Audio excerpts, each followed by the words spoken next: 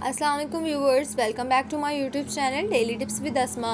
आज की इस वीडियो में हम आपको बताएंगे ज़ुल्करनैन नाम के बारे में अनोखी और दिलचस्प मालूमात। ज़ुल्करनैन नाम का शुमार लड़कों के नामों में होता है। ज़ुल्करनैन एक इस्लामी नाम है। ज़ुल्करनैन नाम की इब्तदाई तारीख़ अरबी ज़बान से निकलती है।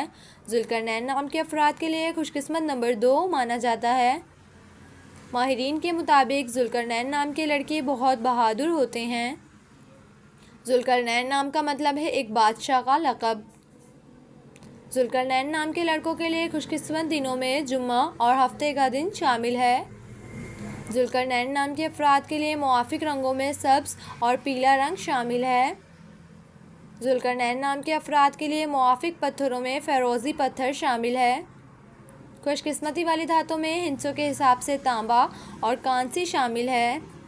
सो फ्रेंड्स, अगर आप अपने नाम का मतलब जानना चाहते हैं तो कमेंट बॉक्स में अपना नाम लिखें। इंशाल्लाह हम आपके नाम की वीडियो ज़रूर बनाएंगे। Thanks for watching. अल्लाह हाफिज़।